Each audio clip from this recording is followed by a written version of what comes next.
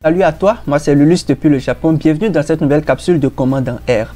Aujourd'hui, on parle du coefficient de corrélation partielle et du test de coefficient de corrélation partielle. Si tu es prêt, attrape ton clavier et rentrons dans le studio. Alors avant de commencer, je voudrais te dire que ce que nous allons faire dans cette capsule peut sembler un peu dense. Donc, il te faudra de la patience, garde ta tête froide et puis tu vas tout comprendre. Ça va bien se passer. Pour travailler aujourd'hui, on va utiliser la librairie AISLR. Et dans la librairie AISLR, on va utiliser la base Auto. Auto, et on peut regarder un peu à quoi elle ressemble, hein. Auto.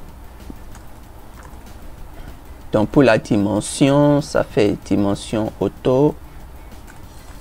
Je crois que ça fait 392 observations. Voilà, donc une base relative à un ensemble de véhicules utilisés aux États-Unis dans un certain nombre, dans une année, je ne sais plus trop.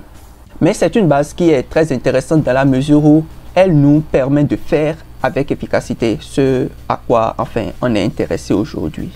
Pour aller vite, je vais attacher Auto. Donc ça fait Auto, j'attache. Voilà, pour nous permettre de vite aller. Et puis la première des choses que je te recommande de faire, comme je l'ai déjà dit plusieurs fois, c'est de regarder un peu à quoi ressemble ta base dans l'ensemble. Donc je vais enlever la 9e, je vais enlever les noms ici, la 9e, pour qu'on puisse voir de quoi il s'agit.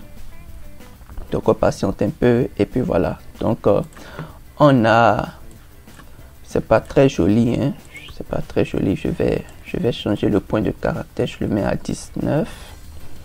Et pour la couleur, on va mettre ça au bleu.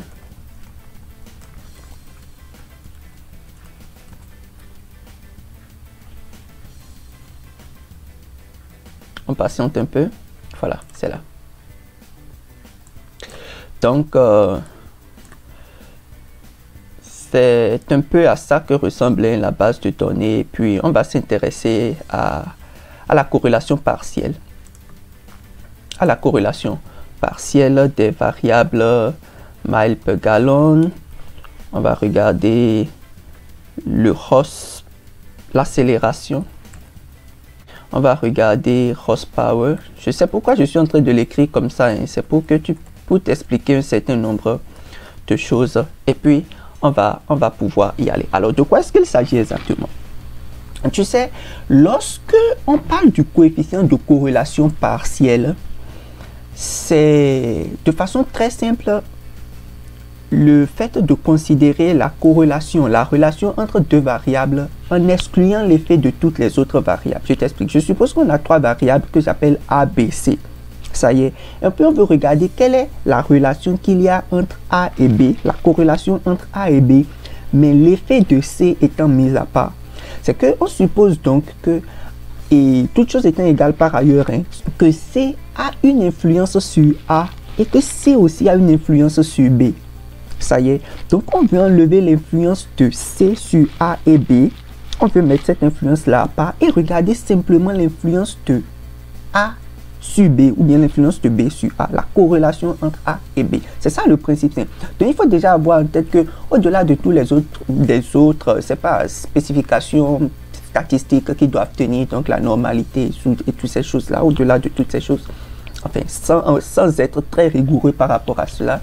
Je voudrais que tu comprennes le concept de cette façon-là. Maintenant, de façon classique, pour calculer le coefficient de corrélation partielle, on a deux méthodes. De façon classique, deux méthodes. Il y a la méthode des résidus, c'est quand on utilise les résidus, la corrélation entre les résidus. Et il y a encore une autre méthode qu'on appelle la méthode du T de student. Je vais t'expliquer les deux méthodes dans cette capsule et j'irai au pas à pas pour que tu puisses comprendre de quoi il s'agit. Commençons avec la méthode des résidus. On est d'accord? Donc, je vais écrire ici pour toi calcul par la méthode des résidus pour qu'on puisse garder le track de ce qu'on est en train de faire. Alors, de quoi est-ce qu'il s'agit? Dans le cadre de notre exercice, on voudrait voir quelle est la corrélation entre le mile per gallon et l'accélération en mettant à part, donc en retirant l'influence sur du horsepower, donc la puissance du moteur et du poids du véhicule.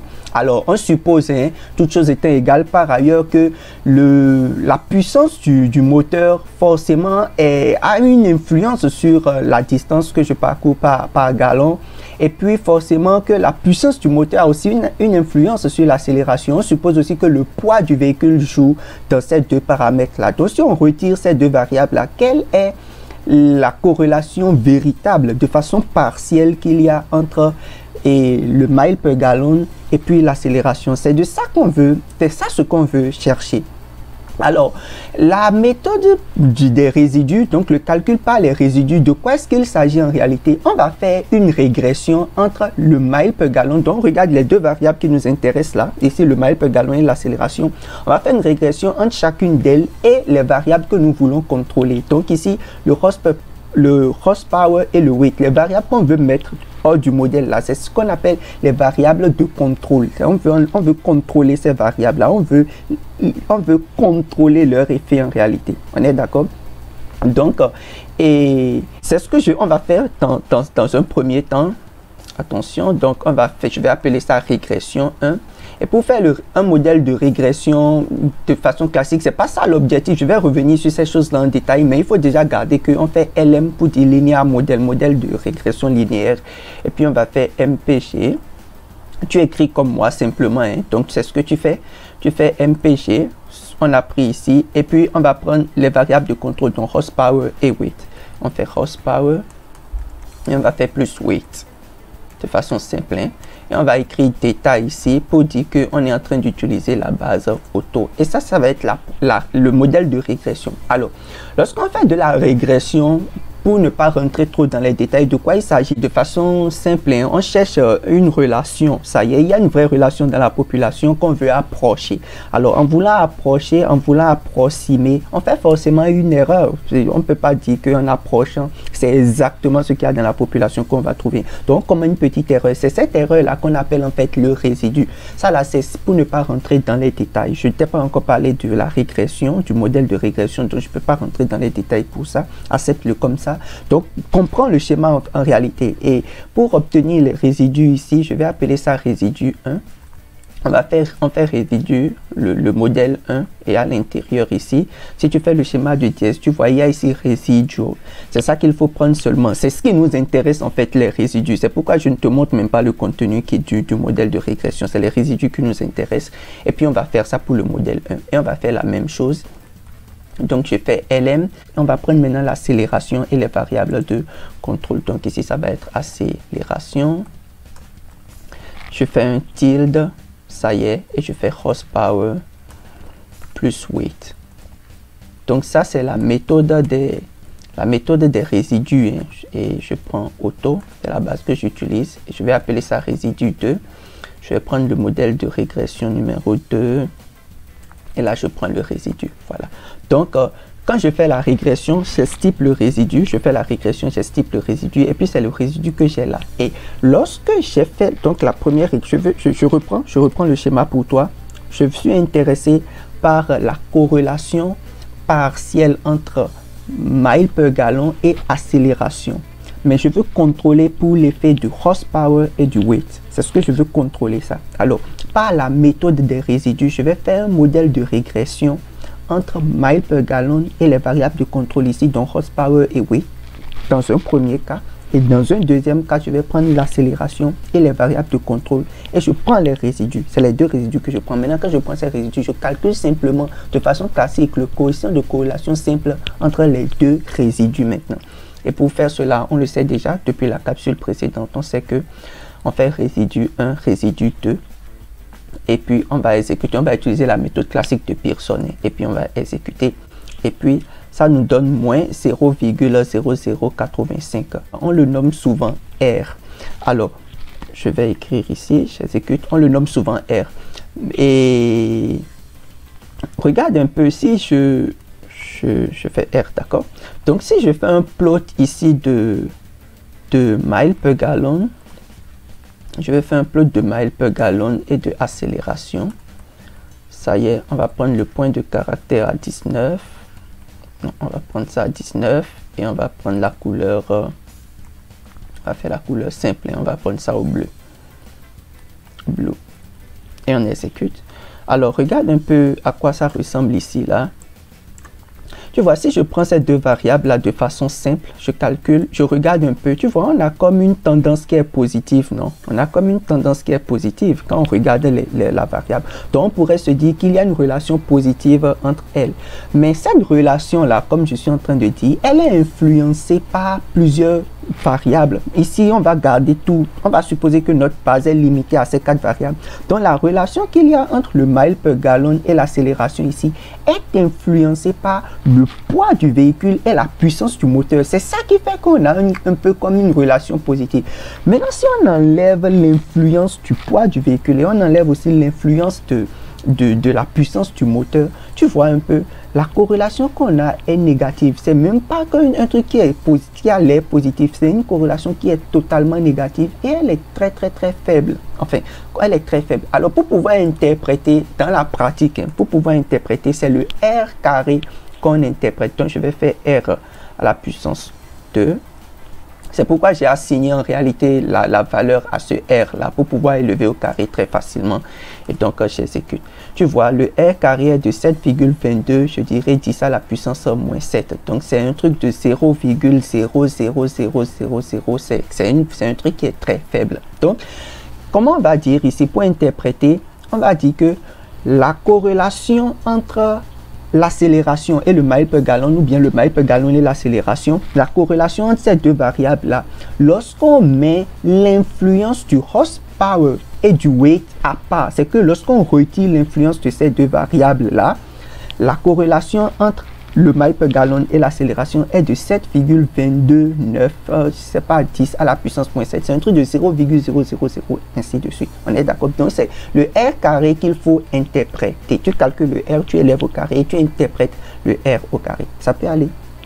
Donc, de façon très simple, avec la méthode des résidus, c'est comme ça que ça se passe. Très simple. Ça peut aller. Alors, je vais te montrer maintenant une autre méthode, la méthode du T de student. Je t'écris ici calcul à partir du T de student. Du T de student. Ça y est. Pour utiliser cette méthode-là, on fait un petit calcul. Hein. Donc, on fait T au carré, le T de student au carré, qu'on va diviser par, on va prendre cette même valeur-là au carré. Qu'on fait plus, je vais mettre en parenthèse N moins K moins 1. Avec N, le nombre d'observations, K, le nombre de variables qu'il y a dans le modèle. Bon, d'autres personnes disent le nombre de paramètres à estimer. Il faut regarder, relativiser, c'est les mêmes choses. Et puis, on fait moins 1 et puis ça se passe bien. Alors, comment ça se passe? Je vais t'expliquer. De façon simple, on va faire aussi une régression. On va faire une régression. Je vais appeler ça régression numéro 3. On va faire LM, mais on va faire la régression de tout le modèle qui nous intéresse et on va regarder les T dans ce cas. Donc ici on va faire mile per gallon qu'on va régresser sur l'accélération. Je vais prendre ici le horsepower. Je vais faire d'abord pour un modèle, le modèle large et je vais faire aussi pour un petit modèle pour que tu puisses voir de quoi il s'agit sans problème. Donc je vais faire θ, la base que j'utilise c'est auto et j'exécute. Et quand je fais cela, on va faire un summary. Voilà. Donc, si tu ne comprends pas encore le modèle de régression linéaire, ne t'inquiète pas à ce niveau. Suis simplement ce que je suis en train de te montrer. Ce que je suis en train de faire ici, lorsqu'on utilise la méthode du T de student, c'est que tu prends le modèle qui t'intéresse. Ici, je suis en train de regarder l'impact, enfin la corrélation entre le mile per gallon et l'accélération, l'impact ou l'influence du horsepower et du weight étant retiré. Avec la méthode du T de student, tu fais un modèle de régression en utilisant comme variable, c'est pas variable dépendante mile per gallon, l'accélération comme et le horsepower et les autres comme les variables indépendantes et tu fais le modèle de régression. C'est ce qu'on a fait ici et que j'ai mis dans règle 3. Ça y est, maintenant tu utilises summary, la commande summary pour regarder le contenu qu'il y a dans règle 3. On est d'accord? Alors, lorsqu'on regarde le contenu de règle 3, ce qui va nous intéresser ici, laisse tout le reste là, regarde simplement au niveau des coefficients. Au niveau du coefficient, puisque c'est miles per gallon et l'accélération qui nous intéresse, on va regarder le T de student de l'accélération. Donc tu vas voir ici, il y a estimate, le standard error et le T-value. C'est la valeur de T qui nous intéresse, c'est ça qu'il faut regarder. Et puis on va regarder pour l'accélération. Tu vois, ça fait moins 0,017. C'est la valeur de T pour l'accélération. Et on va appliquer simplement notre formule. Donc, pour aller de façon très simple, je vais dire que T est égal. Je vais lui passer cette variable-là. Je copie simplement et je colle. Ça y est. Donc, N ici, c'est 292. On l'avait déjà vu au début. Et K ici est égal à 4. K est égal à 4. Bon, K c'est le nombre de paramètres. Certains vont te dire combien de paramètres tu as. On a un paramètre pour l'accélération, pour le horsepower, pour le weight et l'intercept. Ça fait 4. Bon, maintenant tu peux aussi regarder comme le nombre de variables qu'il y a dans le modèle. On a MPG, accélération, horsepower et weight. Ça fait 4. Donc K ici est égal à 4. Et on va exécuter cette ligne-là. Et lorsqu'on le fait comme ça va devenir facile. On va appeler ça R2. C'est la méthode de student en réalité nous donne directement le R carré. On n'a pas besoin de calculer R et ensuite d'aller calculer R carré. La méthode du T de student nous donne directement le R carré. Ça y est. Donc c'est cette formule qu'on va simplement prendre. Je vais la copier tout simplement. Et je vais passer par là et je vais passer ça à R2. On peut regarder maintenant le contenu de R2. Tu vois, on trouve 7,46 E10 à la puissance moins 7. C'est une vraie valeur. Si on considère les approximations et les petites fluctuations au niveau des approximations, tu vois que c'est la même valeur qu'on a avec le R carré qu'on obtient lorsqu'on va au pas à pas. Donc, lorsqu'on va au pas à pas en utilisant la corrélation entre les résidus. Tu vois, donc on a 7,22 10 à la puissance moins 7, enfin 10 à la puissance moins 7, ici ça fait 7,42, 10 à la puissance moins 7, 7,22, 7,42, je suis sûr que c'est les petites fluctuations au niveau des approximations qui font que ça change un peu. Et donc c'est un peu ça, c'est comme ça que ça se passe de façon classique. Maintenant regarde, si je fais régression, je vais faire une quatrième régression pour toi ici, en titre d'exemple. On peut regarder miles per gallon, on va faire l'accélération et regardons simplement, mettons simplement horsepower et on va faire data auto. Donc dans ce cas, on veut regarder l'influence de l'accélération sur le mile per gallon et on veut mettre seulement à part l'effet du horsepower. Donc forcément, l'effet de weight est pris en compte. Ce qu'on est en train de l'influence qu'on est en train de mettre à part ici, c'est seulement l'influence du horsepower. Ça y est. Et quand on fait la régression comme ça, on peut l'exécuter.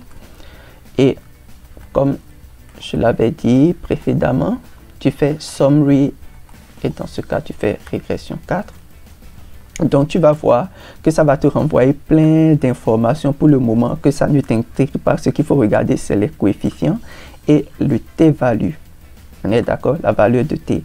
Et puis dans ce cas, on va regarder accélération. Tu vois, ça fait moins 5,066. Bon, je vais recopier ceci rapidement pour qu'on puisse gagner en temps.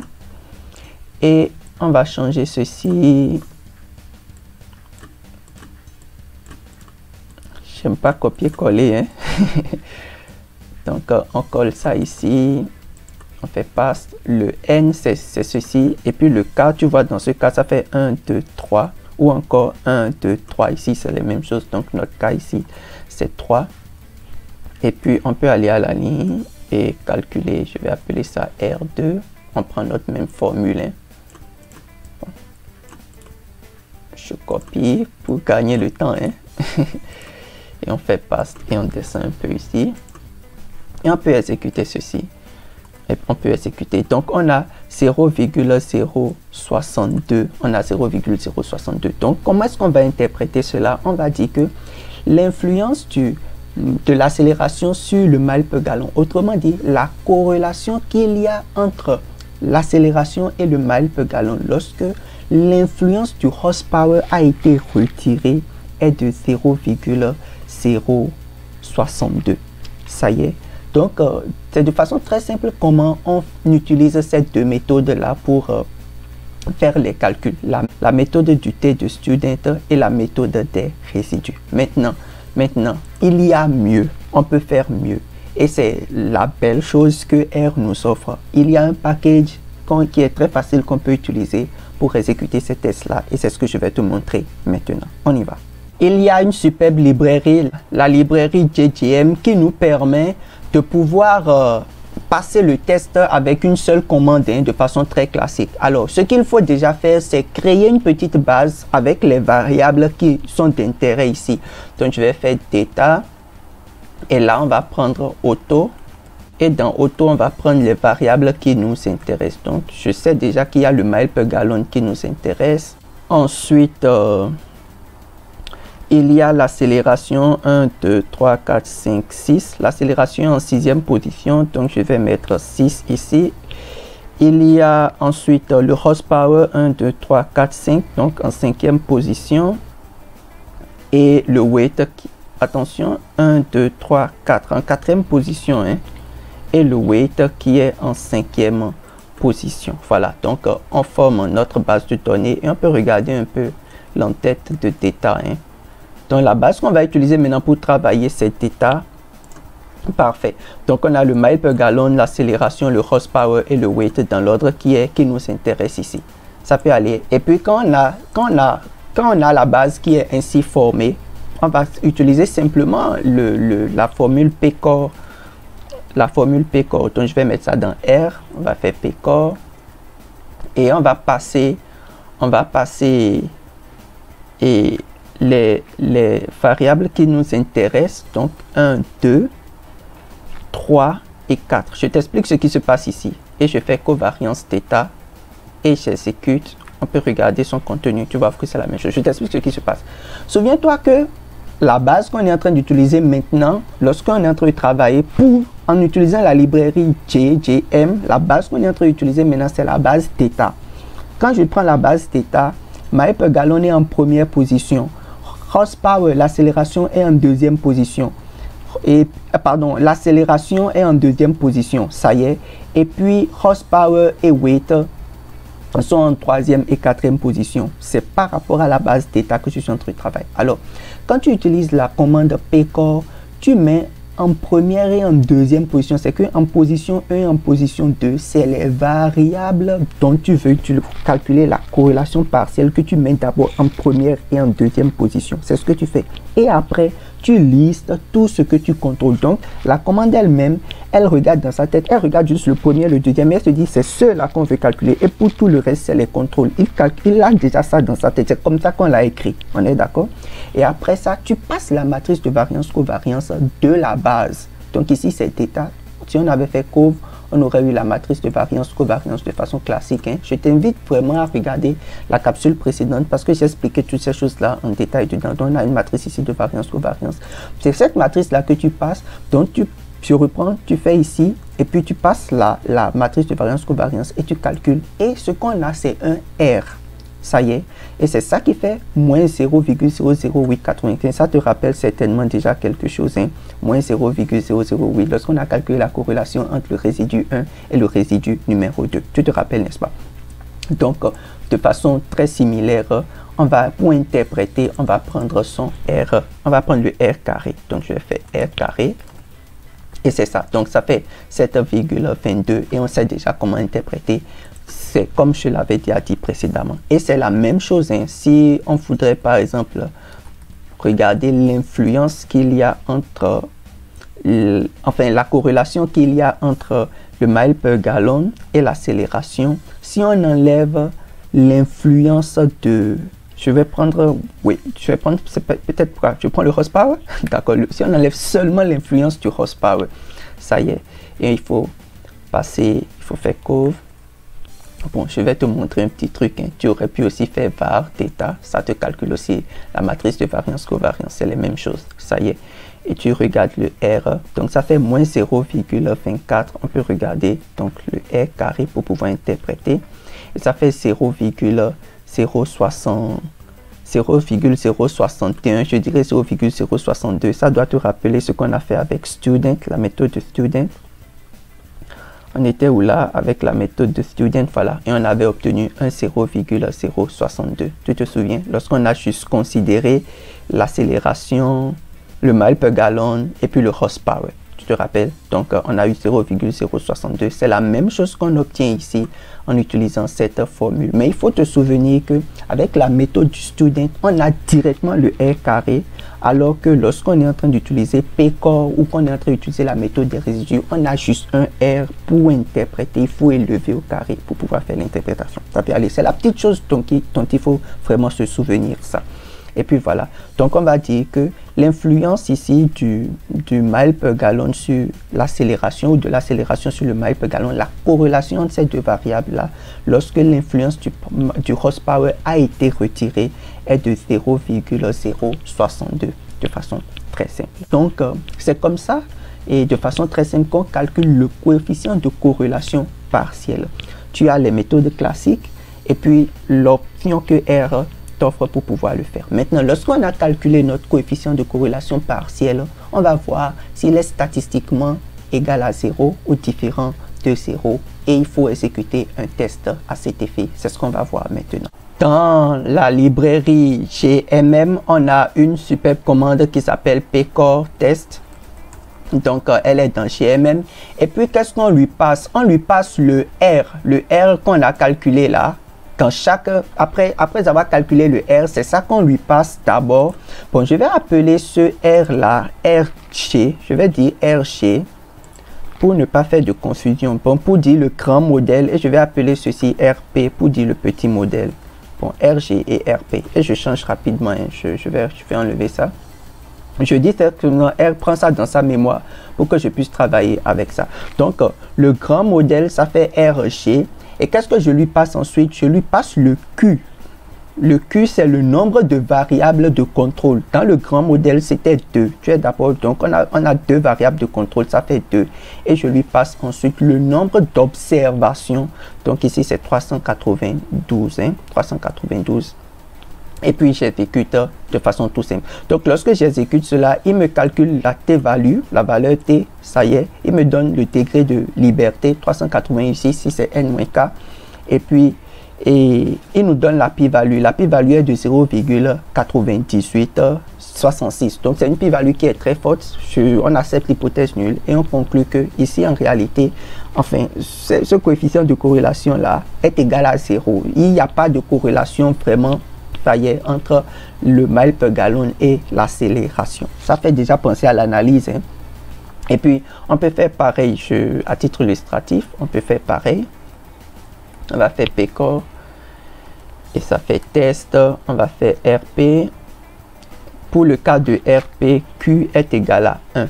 Ça y est, pour le petit R, Q est égal à 1. Le nombre de variables de contrôle qu'on a ici, c'est 1. Et le nombre d'observations, N. Le nombre d'observations, lui, n'a pas changé, c'est 392. Et puis, on exécute. Et c'est de la même façon, hein, tu vois, on a notre valeur T qui est calculée, le T qu'on a de façon classique dans nos bouquins. Hein, et puis, le degré de liberté, ça fait N-K, donc 389. Et la p-value ici est de 0,0. Tu vois, ici, la p-value est très faible. C'est de 0,00. On rejette l'hypothèse nulle. Et donc, en rejetant l'hypothèse nulle, on va conclure que la corrélation qu'il y a entre le mile per gallon et l'accélération, l'influence du horsepower étant enlevée, l'influence du horsepower seul, parce qu'il faut te souvenir qu'on est avec le petit modèle ici, tout ce que je suis en train de dire, c'est RP, le petit modèle avec le petit. Donc, l'influence du horsepower seul étant enlevée, est statistiquement significative. Cette corrélation-là est statistiquement significative. Et puis, c'est le R qu'on a ici. Donc, elle est de moins 0,24. Donc, c'est ces petites choses-là qu'il faut vraiment garder à l'esprit. Et je vais te rappeler ici, si par exemple, tu as du doute sur comment est-ce qu'il calcule la valeur de T, je te rappelle simplement la formule. Hein. Regardons par exemple dans le cas du grand. Je fais R et R, voilà, on a la valeur le R qui est là. Et on a notre R carré, n'est-ce pas? Donc, pour pouvoir calculer le T qu'on a ici, là, cette valeur de T qu'on a ici, là, pour le grand modèle, RG, le valeur qui est là, c'est très simple. Hein? Il faut simplement faire R, ça y est, qu'on va diviser par la racine carrée. C'est la formule qui est dans notre bouquin de façon classique. Hein? Donc, la racine carrée de 1 moins R carré. Donc 1 moins R carré qu'on divise par quoi? Qu'on divise par le nombre de degrés de liberté. Donc dans ce cas-là, ça fait 388. Donc 388. Et si j'exécute, tu vois, ça fait moins 0,016. C'est certainement ce qu'on a ici, moins 0,01674. Tu vois, moins 0,0674, moins 0,0674. Voilà, donc dans le grand modèle. Et puis tu peux faire la même chose. Si tu exécutes la même chose, je vais faire ça pour le petit modèle. Je prends le R, on garde ça dans la mémoire comme ça pour le R carré. Et si j'exécute, ça c'est pour le petit modèle. Hein. Ça fait moins 5,05. Allons regarder pour le petit modèle. Ça fait moins 5,06. Bon, moins 5,06 avec les approximations. Ça y est. Donc, c'est ça. Pour calculer la statistique, la valeur de T, il faut faire le R calculé. Ça y est, divisé par la racine carrée de 1 moins le R calculé au carré divisé par le nombre de degrés de liberté. Et puis, ça se passe de tout commentaire. Merci de m'avoir suivi et mets-moi un pouce bleu si tu as appris quelque chose. Laisse-moi un mot dans les commentaires, souscris à cette chaîne, ça va me faire plaisir et ça va permettre à d'autres jeunes de pouvoir profiter de tout ceci. Merci.